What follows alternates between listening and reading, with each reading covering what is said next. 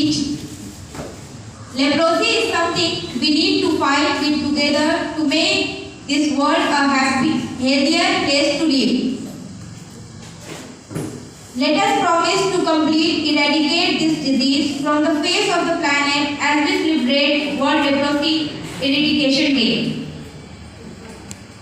I would like to invite Anguri Pati for a speech of awareness of leprosy.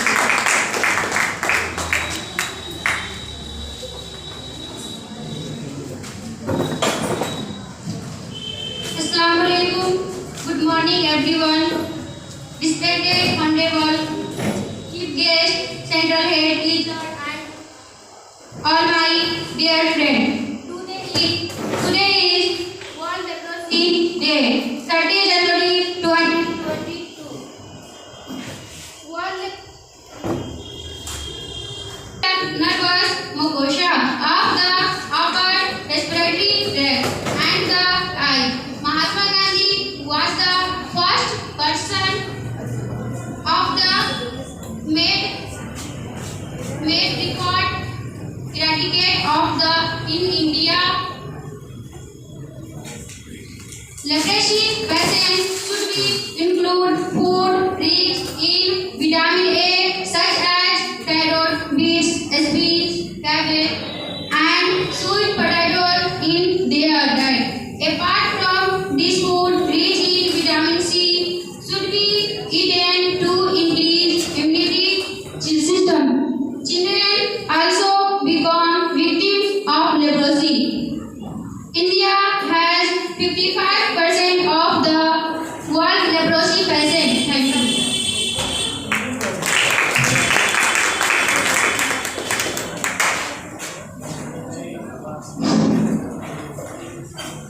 Many people think that leprosy doesn't exist anymore. But each year there are 2 lakh people diagnosed with leprosy in over the world. That's why we are here to campaign, or every year we are campaign to aware about leprosy. After that, I would like to call Rajesh Kumar from BMLT.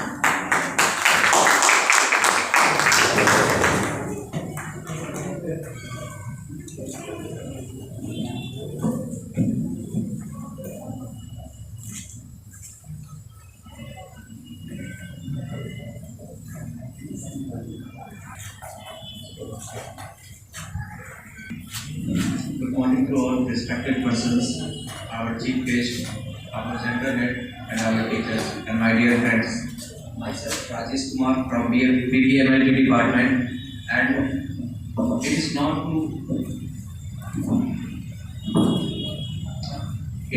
to everyone that today is a World Leprosy Day. On the death anniversary of Mahatma Gandhi, we celebrate World Leprosy Day. About this, because it could be cured if it cannot become chronic.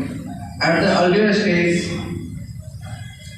many people cannot find out that what is happening with their bodies. So it is very necessary, and as a paramedic, it is our duty to aware in our societies, in our families also, and in our friends also about this disease. There are some most common symptoms like rashes, discoloration of the skin, reduced sensations of pain, temperatures, and etc.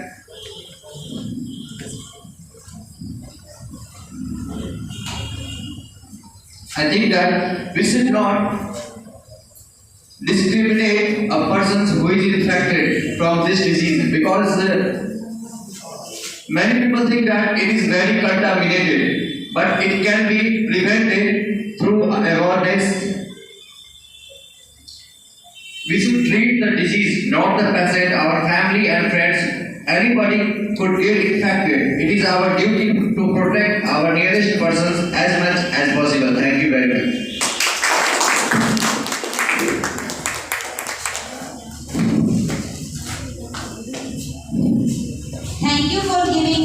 a speech about leprosy day. I ask him. Please come.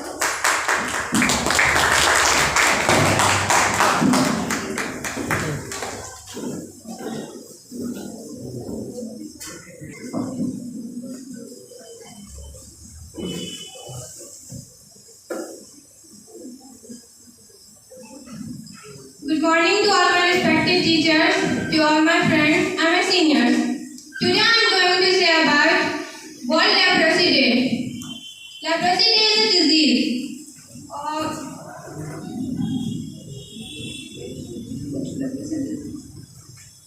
sorry, where is the name partner? Please come.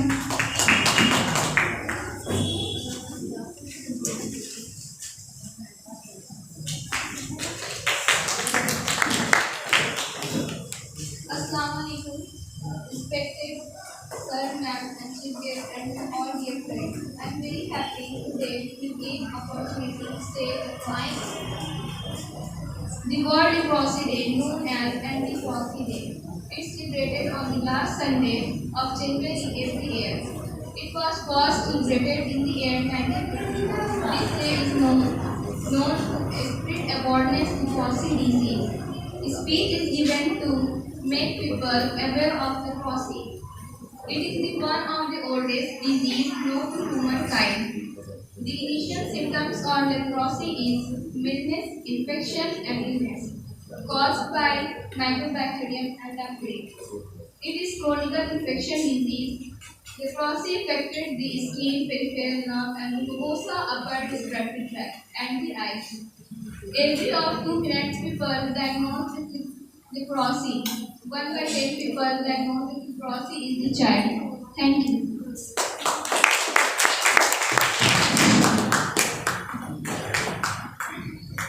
After that, I would like to call our chief guest for a memento through the center itself. Please come.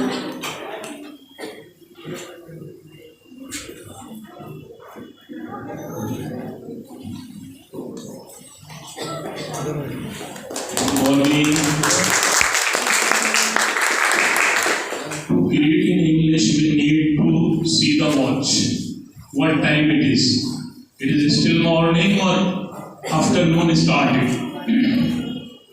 So I welcome our chief guest, Dr. Rajneesh Kumar, dermatologist, skin specialist.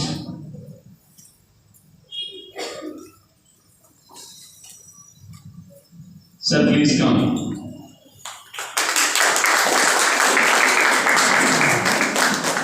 Please come. Dr. Danish Parvez, please come.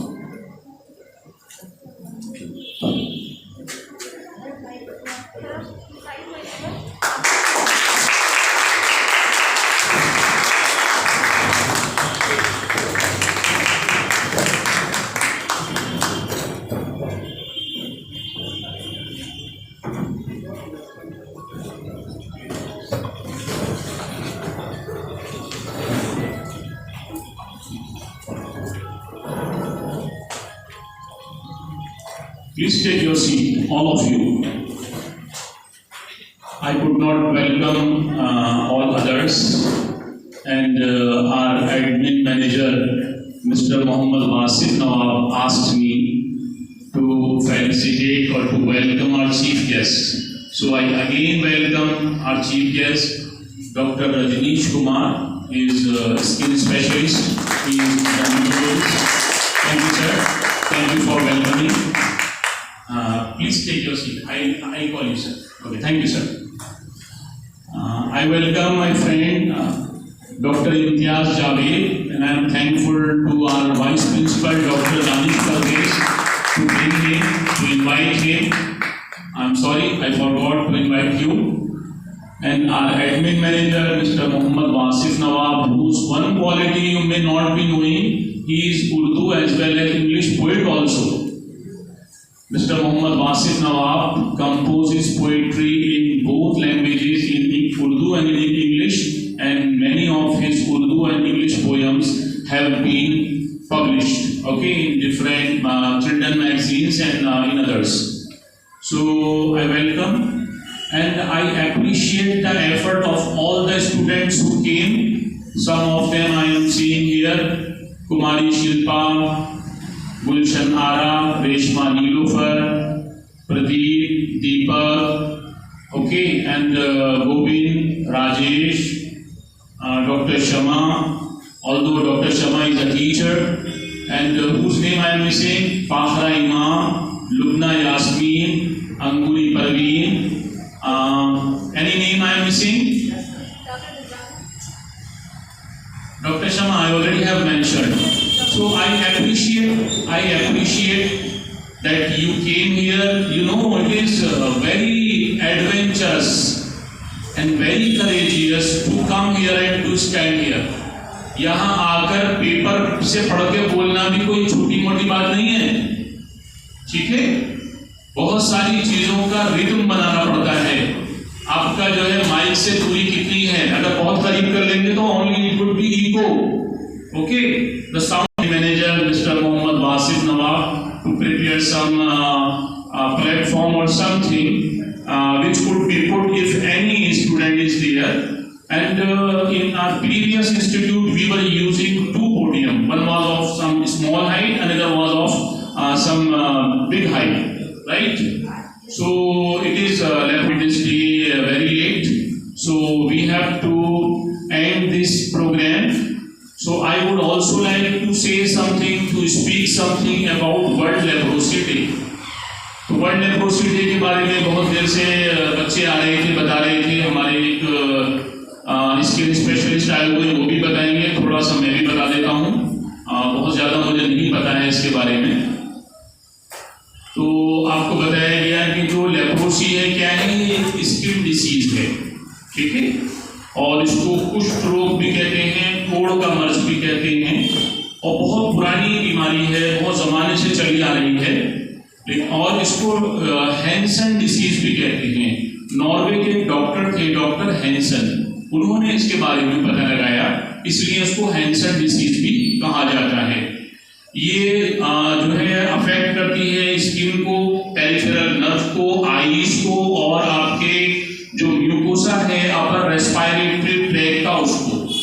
इसके कई census हुए पहले, इसकी जब counting हुई तो 139 countries में जो WHO के 6 रीजन्स थे उसका नंबर था 1,27,558। उसके बाद फिर इसकी काउंटिंग हुई तो 1,29,000 समथिंग था, और जो इसका लेटेस्ट फिगर आया है वो 2 लाख से ज्यादा है, ठीक है? हालांकि इसका जो है इसके ट्रीटमेंट पर बहुत ज़्यादा WHO की तरफ से भी काम हुआ है, और भी जो ऑर्गेनाइजेशन है, हेल्थ बॉडीज हैं, रिसर्च बॉडीज हैं, उनकी तरफ से भी हुआ है। एक टाइम तक एक डेप्सोन नामी दवा आती थी, वो इसके लिए इस्तेमाल की जाती थी, लेकिन 1960 में जो है आपको मालूम है इन्फेक्शियस डिसीज है, बैक्टीरियल डिसीज है, माइकोबैक्टीरियम लेप्री, बच्चों ने बार बार नाम लिया इसका, जो 32 to 34 डिग्री टेम्परेचर पर क्या करता है, सरवाइव कर जाता है। और चूंकि हमारे स्किन का और जो 3 बाकी चीजों का नाम लिया गया, पेरिफेरल नर्व है, आईज है और म्यूकोसा है, अपर रेस्पिरेटरी ट्रैक्ट का, तो उसका टेम्परेचर चूंकि बॉडी के बाकी पार्ट से कम ही होता है, इसलिए वो वहां पर सरवाइव कर जाता है। तो डेप्सोन था, जब डेप्सोन को लेकर भी इसमें थोड़ा रेसिस्टेंस आ गया तो 2 और जो है मेडिसिन तैयार की गई, रिफैम्पिसिन एंड क्लोफेनिजिमीन, 2 और मेडिसिन तैयार की गई, और फिर उसके बाद MTD मल्टी ड्रग थेरेपी चलाई गई, यानी उसके अंदर तीनों मेडिसिन का इस्तेमाल किया जाता है, ठीक है? आपको समझ में आ रहा है? और खास बात यह है कि इसको बहुत ही बुरा मर्ज समझा जाता था। स्टिग्मा जो वर्ड लिखा है, मैं थोड़ी रोशनी डालूंगा। देखिए लिखा है unity for dignity. Unity for dignity का मतलब है कि जो लेप्रोसी का जो पेशेंट है उसको हमें ये नहीं समझना है कि इसने कोई बहुत बड़ा बुरा पाप किया होगा तो इसको ये रोग लग गया। अब ये रोग लग गया तो चूंकि ये इस पर तो खुदा की लानत हो रही है कि ऐसा ना हो हम भी जद में आ जाएं तो इसको निकालकर सोसाइटी से ऑस्ट्रेसाइज कर दो, एक्साइल कर दो और बाहर हटा दो।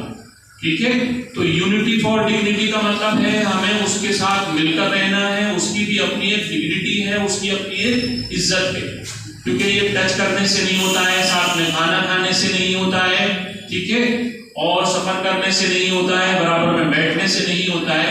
आपको जैसा कि बताया गया, इसका वैसे तो जो ट्रांसमिशन है वो अननोन है, फिर भी इसका जो है कहा गया है कि ड्रॉपलेट इन्फेक्शन है, यानी जो रेस्पिरेटरी ट्रैक से आपके ओरोनेजल रूट है उससे इसका इन्फेक्शन जा सकता है, स्नीजिंग पे जा सकता है। ठीक है, स्नीजिंग या कफिंग पर, तो जब पेशेंट स्नीज करता है जो पूरे तौर पर इससे अफेक्टेड है। खैर, तो इसमें बहुत सारी इसकी क्लासिफिकेशन है, टाइम बहुत कम है, इस पर बहुत ज़्यादा बोला जा सकता है, 1 घंटे से 2 घंटे भी बोला जा सकता है। मैं कोशिश करूंगा अगले किसी सेशन में इस पर और रोशनी डालूं। इसकी क्लासिफिकेशन 4 हैं, एक इंडियन क्लासिफिकेशन है, एक WHO की क्लासिफिकेशन है, एक मैड्रिड क्लासिफिकेशन है, एक जॉबलिन की क्लासिफिकेशन है। ठीक है, और इसमें 2 क्लासिफिकेशन जो है बहुत मशहूर हैं, एक को हम कहते हैं पॉसीबैसिलरी और एक को कहते हैं मल्टीबैसिलरी। ठीक है, पॉसीबैसिलरी जो होता है उसके अंदर लीजन कम होते हैं और मल्टीबैसिलरी के अंदर ज्यादा होते हैं, यानी पॉसीबैसिलरी जो है उसके अंदर जो सिम्टम्स हैं वो माइल्ड हैं और मल्टीबैसिलरी के अंदर सीवियर हैं। ठीक है, इसके अलावा इसको जो है ट्यूबरक्लोइड और लेप्रोमेटस लेप्रोसिटी कहा गया है, यानी उसको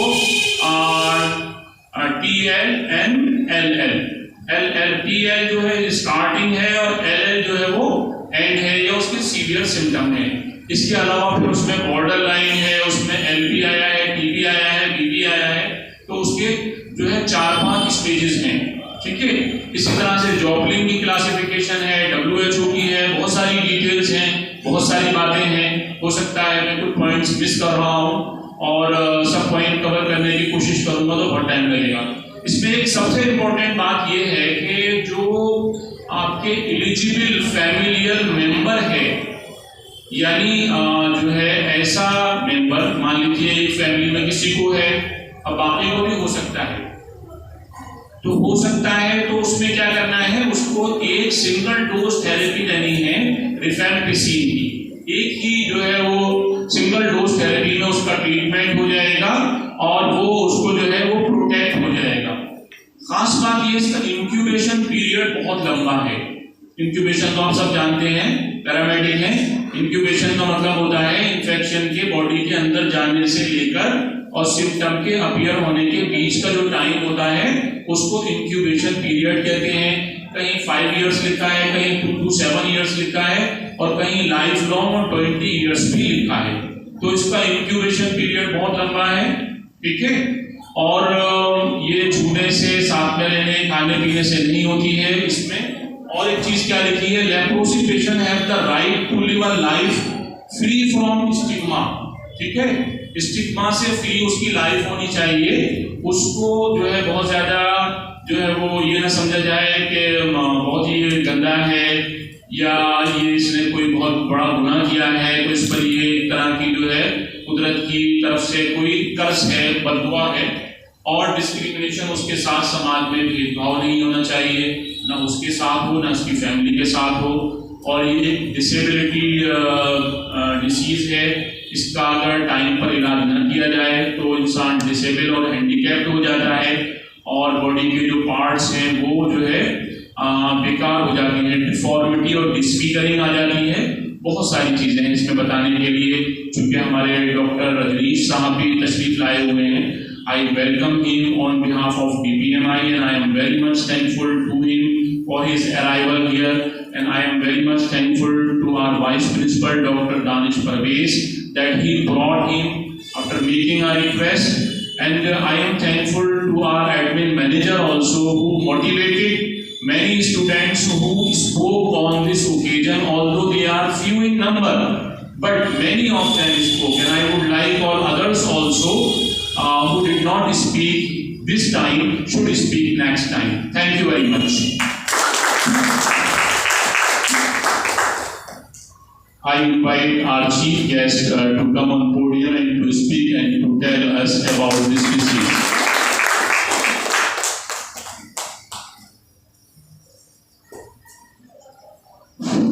Thank you sir for the kind words. मेरा नाम डॉक्टर रजनीश है। मैं DMCH में स्किन एंड ब्यूटी डिपार्टमेंट में एज ए सीनियर रेजिडेंट कार्यरत हूँ। बहुत सारी बातें लेप्रोसी रिलेटेड में सर ने बता दिया है, उसका कुछ जो मेडिकल इश्यूज है या हेल्थ इश्यूज है, क्योंकि हम लोग एक हेल्थ वर्कर हैं तो हम लोग को सोसाइटी को लेप्रोसी से और इसके स्टिग्मा से बचाना है। उसके बारे में जो कुछ इम्पॉर्टेंट बात है जो ब्लैक नहीं है, आप लोगों ने बहुत सारा बात बोला है, बहुत सारी चीज़ उसमें छूट गया है, उसको हम थोड़ा सा जोड़ने का कोशिश करेंगे। सबसे पहले लेप्रोसी के बारे में आप लोगों ने सब लोगों ने बताया क्या है, हम भी बताते हैं।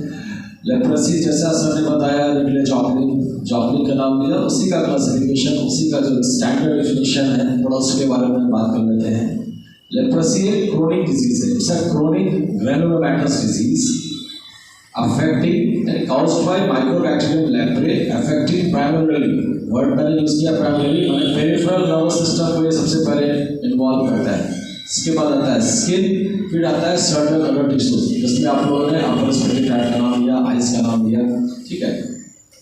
इन्फेक्शियस इन सम केसेस, इस सभी लाइन का अपना कुछ मतलब है। क्रोनिक डिजीज बड़े लंबे समय से होगा, इन्हें कि 4 दिन में ये लेप्रोसी हो जाता है, क्योंकि इनका इंक्यूबेशन पीरियड ही लंबा है, जैसे बताया गया है। ग्रैनुलोमैटस डिजीज है, कोई भी क्रोनिक डिजीज होता है, ग्रैनुलोमा बनता है, ग्रैनुलोमैटस चेंजेस आते हैं, ठीक है। Affecting primarily peripheral nervous system, peripheral nervous system कहने का ये मतलब है कि क्यों ये पेरिफेरल नर्व्स को अफेक्ट करता है, सेंट्रल नर्वस सिस्टम को ये अफेक्ट नहीं करता है। लेप्रा बेसिलाई का एक पहचान है, गुण है कि वो स्वान सेल में ही रहता है, वहीं पे वो अपना घर बना के इन्फेक्शन करता है। स्वान सेल जो है पेरिफेरल नर्वस सिस्टम में पाया जाता है, सेंट्रल नर्वस सिस्टम में, ठीक है। इसीलिए वहाँ पे पेरिफेरल नर्व्स को इफेक्ट करता है। सर्टेन टिश्यूज में अपर रेस्पिरेटरी ट्रैक्ट इन्फेक्शन है, आपका नर्व्स है, ये ऑक्यूलर चेंजेस है, वो सब मिलेगा। इसके बाद बात करते हैं कि हम कैसे पकड़ेंगे कि भाई ये पेशेंट लेप्रोसी का है, कैसे सस्पेक्ट करेंगे। तो उसके लिए ट्रायड है, 3 कार्डिनल पॉइंट्स होता है जिसको आपको देखना चाहिए। और अगर मान लीजिए आप बहुत क्लियर कट पकड़ नहीं पाते हैं तो कम से कम माइंड में अगर उस तरह का चीज़ देखें तो शक जरूर आएगा कि भाई ये लेप्रोसी हो सकता है, हमको इसको रेफर करना चाहिए जो कंसर्न अथॉरिटी है। तो सबसे पहला बात होता है प्रेजेंस ऑफ हाइपरएस्थेटिक हाइपोपिगमेंटेड पैच, यानी एक ऐसा दाग जिसका रंग नॉर्मल चमड़े से थोड़ा कम है ना, सफ़ेद की तरफ है, बहुत सफ़ेद नहीं है, पूरा सफ़ेद नहीं है, वो लालिमा भी हो सकता है। उसमें जब हम पिन चुभाएंगे या मरीज को पूछेंगे या चुटकी काट कुछ भी तरह का सेंसेशन के लिए पूछेंगे तो कहेगा कि भैया यहाँ पे हमको कब पता चल रहा है। वहाँ से आपको एक डाउट होना चाहिए कि नहीं ये बहुत लेप्रोसी हो सकता है, लेप्रोसी ही है, इसके लिए भी आगे स्टेप्स हैं। पहला डायग्नोस्टिक क्राइटेरिया इसका वही होता है हाइपरएस्थेटिक हाइपोपिगमेंटेड पैच। दूसरा बात किया हमने डेफिनेशन में पेरिफेरल नर्व्स का, तो इसमें थिकनिंग होती है नर्व्स का, स्पेशली पेरिफेरल नर्व्स का। जैसा सर ने बताया, इसका लेप्रा बेसिलाई का एक पहचान है, गुण है, टेंडेंसी है, कूलर एरियाज में, ठंडे जगहों पे रहता है ना। तो हमारे शरीर में जो भी सुपरफिशियल पार्ट्स है, जैसे अल्नर नर्व है, बहुत सुपरफिशियल है, टेम्परेचर वहाँ कम होता है, इजी इन्फिल्ट्रेशन वहाँ होता है। लैटरल पॉप्लिटियल है ना, यहाँ पे आपका सुप्राक्लैविकुलर नर्व्स है या हमारा ग्रेटर नर्व है, जो भी नर्व्स है जो कि बहुत सुपरफिशियल है, उस पर इसका इन्फेक्शन और पेनिट्रेशन ज़्यादा होता है। तो दूसरा बात हो गया नर्व की थिकनिंग होनी चाहिए।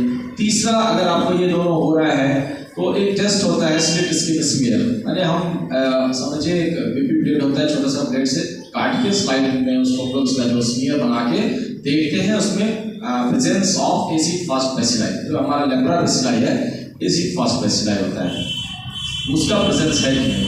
ये 3 या तीनों में से कोई एक अगर आपको मिलता है तो आप उस पेशेंट को लेप्रोसी के लिए लेबल कर सकते हैं।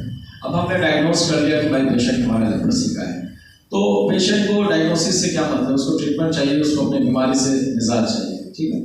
तो उसके लिए ट्रीटमेंट प्रोटोकॉल्स है, ट्रीटमेंट बिल्कुल फ्री है गवर्नमेंट ऑफ इंडिया की तरफ से। हर PHCs पे, हर सदर अस्पताल में, हर मेडिकल कॉलेजेस में ये दवा मुफ्त में दी जाती है। दवा का नाम आप लोगों ने बताया है, मल्टी ड्रग थेरेपी, बिल्कुल सही है। मल्टी मतलब एक से ज़्यादा दवा है, ड्रग थेरेपी मतलब इसमें 3 दवा है, पहले सर ने बताया कि सिर्फ डैप्सोन दिया जाता था, बहुत लंबे समय तक डैप्सोन मोनोथेरेपी चलता था प्रोमीन के नाम से, लेकिन एक ही चीज़ अगर आप लगातार बहुत समय तक खाइएगा तो उसका काम वो रेसिस्टेंस हो जाता है ना, तो वो बहुत इफेक्टिव नहीं था लेप्रोसिलाई को मारने में। तो कॉम्बिनेशन ऑफ ड्रग्स लाया गया ताकि उसका एफिकेसी बढ़े, साइड इफेक्ट कम हो और पेशेंट का बेनिफिट जल्दी हो। तो उसमें 3 दवा है, सबसे पहले रिफाम्पिसिन, दूसरा क्लोफेजेमिन, तीसरा डैप्सोन। रिफाम्पिसिन का डोज आपको पता होगा 600 मिलीग्राम हम लोग पहले दिन देते हैं, उसी के साथ क्लोफेजेमिन 300 है। एबिलिटी एम्पी एडल्ट की बात करें, एडल्ट जब हम कहते हैं लेप्रोसी में तो 14 साल से ऊपर का मरीज होना चाहिए, 14 से कम को हम लोग चाइल्ड वाला डोज देंगे। तो एम्पी एडल्ट में 600 milligram rifampicin, clofazimine 300 milligram and dapsone 100 milligram, ये डे 1 पे चलता है। नेक्स्ट डे से 850 मिलीग्राम का क्लोफेजेमिन और डैप्सोन 100 मिलीग्राम, ये 28 दिन, मैंने टोटल एक पत्ता में 60 गोली होता है। ऐसा 12 पत्ता खाना है। एम्पी एडल्ट के लिए 12 ब्लिस्टर पैक्स है और पॉसिबेसिलरी के लिए 6 ब्लिस्टर पैक्स है। 6 महीना 6 हफ्ता 6 पत्ता कहेंगे पॉसिबेसिलरी के। पॉसी का जैसे आपने बताया सर ने कि ये WHO क्लासिफिकेशन में जब आप जाइएगा वहाँ लिखिएगा मल्टीबेसिलरी एंड पॉसिबेसिलरी, 2 टाइप ऑफ क्लासिफिकेशन। अगर लीजन 5 से कम है तो पॉसिबेसिलरी। ये बेसिकली डिफिनीशन जो था लेगेंस के लिए था, जो फील्ड में जाते हैं गाँव घूमते हैं वहाँ पे देखते हैं किसको लेप्रोसी, तो वो बहुत साइंटिफिक बात नहीं कर सकते, उनको बस बता दिया जाएगा सफेद दाग दिख रहा है 5 से संख्या में कम है तो आप पॉसी पार्ट किया है। क्योंकि बहुत सारे पेशेंट जो दूर दराज इलाका में रहते हैं, अस्पताल नहीं आ सकते हैं, तो वहाँ पे फिर आंगनबाड़ी या जो हेल्थ वर्कर्स होते हैं वो जाते हैं, वो लोकेट किए पेशेंट को, उसको बूस्टअप किए कि आप PSC आइए, नहीं आ पाते हैं तो फिर एम्यूनिटी वहाँ तक उनको मिलता है। लेकिन जो मल्टीबेसिलरी वाले पेशेंट हैं उनको 1 साल 12 ब्लिस्टर पैक हम लोग पूरा कंप्लीटली करवाते हैं, इसके लिए कहीं कोई पैसा नहीं देना पड़ता है। दवा करना इसलिए भी जरूरी है कि दवा नहीं करेंगे तो बताया गया है बहुत सारा डिफॉर्मिटी हो सकता है ना, उंगलियों में ढेला होना, ड्रॉइंग होता है, स्लो में आधा मोबाइल होगा, फिर कंप्लीट ड्रॉइंग हो सकता है, बार बार चूंकि इसमें नानी सुरबैली या कुष्ठ रोग मैंने पेशेंट का सेंसेशन खत्म हो जाता है। अब मान लीजिए हम गर्म चीज़ छू रहे हैं, आग छू रहे हैं, तुरंत छटाए हाथ खींच लेंगे क्योंकि हमारा सेंसेशन इंटैक्ट है, हमको पता है कि भाई ये गर्म नहीं ठंडा है। उसको क्या है, गर्म चीज़ छू लिया, छूता ही रह जाएगा। अभी विंटर्स का सीजन है, बहुत सारा लेप्रोसी आपको पूरी आए देखिएगा, रोज वहाँ पे हमको 10 से 15 लेप्रोसी डायग्नोस करते हैं पर डे। ठंडा में आग तापा वो उसका पैर में सट गया और घाव बन जाएगा, उसको पता भी नहीं है कि भाई घाव लग गया, तो देखिए क्या हुआ, तो आगे बताएगा कि सर आग ताप रहे थे, देखिए आपको घाव हो गया है। फिर हम लोग जब सेंसेशन देखते हैं, सेंसेशन उसका खत्म रहता है, तो फिर हम लोग उसका और जो नर्व्स वगैरह पालपेट करके डायग्नोस किए फिर हम ड्यूटी चलाते हैं। पेशेंट को मोटिवेट भी करना पड़ता है। एक चूंकि हम सिर्फ बोल दिए कि 12 पत्ता खाना है, ऐसा नहीं है। एक पत्ता मेडिकल कॉलेज